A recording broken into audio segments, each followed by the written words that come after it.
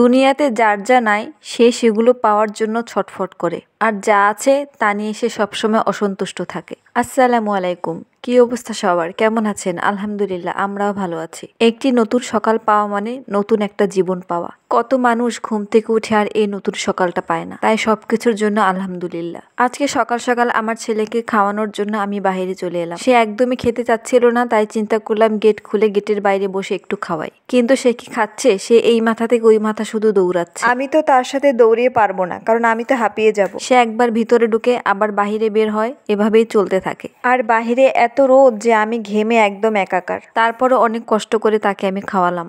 আর এই যে এখন রোদে বসে গাড়ি চালাচ্ছে। আর এই যে আম গাছটা দেখছেন, এই আম গাছটায় আমের সিজনে যে এত আম হয় যে মানে আমের জন্য গাছের পাতা দেখা যায় না। আর ওই যে দেখেন আমাদের বাসার জানালা, আমরা তো ওখান থেকে হাত দিয়ে পেরে খেতে পারি। যদিও এই গাছটা আমাদের না, তো মালিক বলেছে আমাদের মন চাইলে খেতে পারি। আর এত এত মিষ্টি এই আম গাছের আমটা। আর এই গেটটা হচ্ছে আমাদের বাসার যে জায়গাটা আছে সেই জায়গার গেট।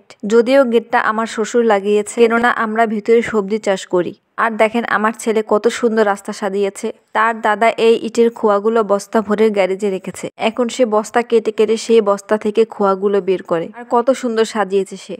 আর ওই দিন এক আপু আমাকে মেসেজ দিয়েছে আমি এই রুম হিটারটা কোথা থেকে কিনেছি, কত দিয়ে কিনেছি। আসলে আমাদের এখানে এত ঠান্ডা পড়ে যে রুম হিটার ছাড়া আমার পক্ষে থাকা সম্ভবই নয়, বিশেষ করে বাচ্চাদেরকে নিয়ে। আর এই রুম হিটারটা আমি ওয়ালটনের শোরুম থেকে কিনেছি। এটার দাম নিয়েছে 4500 টাকা। এটা চালানোর সাথে সাথে কিন্তু রুম একদম গরম হয়ে যায়। এই যে আমার ছেলের এখনো খাওয়া শেষ হয়নি, এখন সে ঘরের মধ্যে এসে খাচ্ছে আর আমাকে আবার গাড়ি চালিয়ে দেখাচ্ছে। মানে এই গাড়ি কালকে কিনে এনেছে, সর্বোচ্চ 2 দিন থাকবে, তারপর আর এই গাড়ির অস্তিত্বও থাকবে না। আর আমার ছেলেটার 2 দিন ধরে অনেক ঠান্ডা লেগেছে, এজন্য এখন আমি ওকে নিয়ে ডাক্তারের কাছে যাব।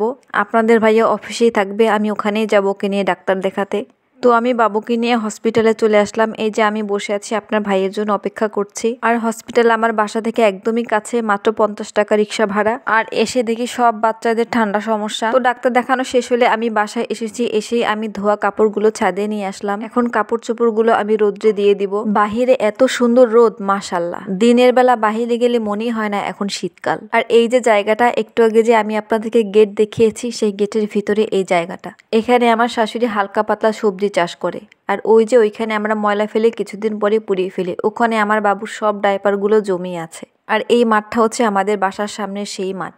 এই মাঠটা আমার সবচেয়ে বেশি পছন্দ। আমি কিন্তু আমার ভিডিওতে প্রায় এই মাঠের ভিডিও দিয়ে থাকি। আর এই যে ঘাসগুলো দেখছেন, এগুলো কিছুদিন পরে পরে মানুষ কেটে নিয়ে যায় গরুকে খাওয়ানোর জন্য। আর এই ঘাসগুলো কিন্তু সবাইকে টাকা দিয়ে কিনতে হয়, যাদের জমি তাদের কাছ থেকে এই ঘাসগুলো কেনে। আর কাপড় শুকা দেওয়া শেষে এখন আমি কিছু লেবু পাতা নিয়ে নিব।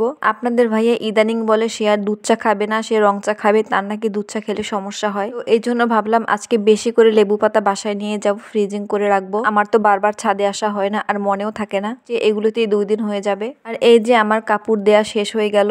আজকে বেশ একটা কাপড় ছিল না, অল্প কিছু কাপড় ছিল, তাই তাড়াতাড়ি হয়ে গিয়েছে। আর সকাল সকাল আমার শাশুড়ি তরকারি রান্না করেছিল, মাছ দিয়ে সিম রান্না করেছিল। আর আমি এই ফাঁকে আবার একটু চা করে নিব। আমি কিন্তু সকালে 1 কাপ চা খেয়েছি, আবার খাবো। আর এখানে এই শুটকিগুলো দিয়ে আজকে ভর্তা করব, এগুলো কুয়াকাটা থেকে আনা হয়েছে। আমি এখন শুটকিগুলো গরম তেলে ভেজে নিব। এই শুটকি ভর্তাটা আমাদের বাসার সবাই অনেক বেশি পছন্দ করে। আমি তেলের ভিতরে হালকা একটু লবণ ছিটিয়ে দিয়ে তারপর শুটকিগুলো দিয়ে দিলাম। শুটকিটা কিন্তু খুব ভালো করে ভেজে নিতে হবে। যদিও এই শুটকিটা খুবই ভালো ছিল, একটুও গন্ধ ছিল না। আমার শ্বশুর শাশুড়ি কুয়াকাটা গিয়েছিল 2 দিন আগে, সেখান থেকে এগুলো নিয়ে এসেছে। এগুলো ভাজা শেষে এখন আমি পেঁয়াজ, কাঁচামরিচ আর রসুন দিয়ে দিব। আর বাসা আজকে পেঁয়াজ শেষ হয়ে গিয়েছিল, আনাও হয়নি আজকে, তাই যা ছিল আমি সেটাই দিয়ে দিলাম। যেহেতু আমাদের বাজার অনেক দূরে, তাই কোনো কিছু শেষ হয়ে গেলে আমরা সাথে সাথে আনতে পারি না। শুটকিগুলো ভাজা শেষ। আর এখন আমি একটু চা খেয়ে নেবো। এই যে আমার বাচ্চা কান্না করছে, ওকে আমি ঘুম পাড়াচ্ছি আর চা খেয়ে নিচ্ছি। আমার চা কিন্তু অলরেডি ঠান্ডা হয়ে গিয়েছে। পুরে খাওয়া দাওয়া শেষে আমি আমার ছেলেদেরকে এখন ঘুম পাড়াবো। আমার বাসায় এত ঠান্ডা যে আমি রুম হিটার চালিয়ে নিয়েছি, না হলে বাচ্চাদের একদম ঠান্ডা লেগে যায়। তো ঘুম পাড়ানো হয়ে গেলে এখন আমি এই যে দেখেন কত জামা কাপড় জমেছে, আমার 2 দিনের কাপড়, এগুলো এখন আমাকে ভাঁজ করে নিতে হবে। ইদানিং এত কাজের চাপ যে আমি কোনো কাজ ঠিক মতো করতে পারি না। কাপড় ঘোচানো শেষে এখন আমি 1 কাপ চা বানাবো। আর এখন কিন্তু সন্ধেবেলা, আর একটু আগে যে চা খেয়েছিলাম ওটা কিন্তু দুপুর বেলার। এই শীতের দিনে যে আমি কত কাপ চা খাই তার কোনো হিসাব নেই। একবার আমার বাসায় খাই আর একবার শ্বশুরের বাসায় গিয়ে খাই। মানে আমাকে চা দিলে আমি কখনোই বলবো না যে আমি চা খাবো না। মাঝে মাঝে মনে হয় যারা চা খায় না তারাই মনে হয় ভালো, তাদের এত আমার মতো প্যারা নেই। আর আমার কিছু মশলা শেষ হয়ে গিয়েছিল, সেগুলো এনেছে, এগুলো আমি এখন বক্সে ঢুকিয়ে রাখবো। আর শীতের দিনে না আমার কোনো কাজ করতে ইচ্ছা করে না, মানে সব কাজে আমার আলসেমি লাগে। বিশেষ করে রান্নাঘরের কাজগুলো আমার একদমই করতে ইচ্ছা করে না। আর আমার বাসা নিচতলা দেখে বাসাটা একটু ঠান্ডা বেশি থাকে, এই জন্য আরো ইচ্ছে করে না কাজ করতে। এজন্য আমি কিন্তু আমার বাসায় এখন রান্না বান্না খুব কম করি। এদিকে আমার চা হয়ে গিয়েছে, এখন আমি চাটা খেয়ে নিব। আমার বাচ্চা কিন্তু দুজনেই ঘুমোচ্ছে, ওদের ঘুম পাড়িয়ে আমি তারপর চা বানাতে এসেছি। বাচ্চারা ঘুমালে তখন যে কি শান্তি লাগে, তখন মনে হয় আমার চেয়ে স্বাধীন এই পৃথিবীতে মনে হয় আর কেউ নেই। যাই হোক, আমার ভিডিওটা ভালো লাগলে কমেন্টে জানাবেন। সবাই ভালো থাকবেন, সুস্থ থাকবেন। আল্লাহ হাফেজ।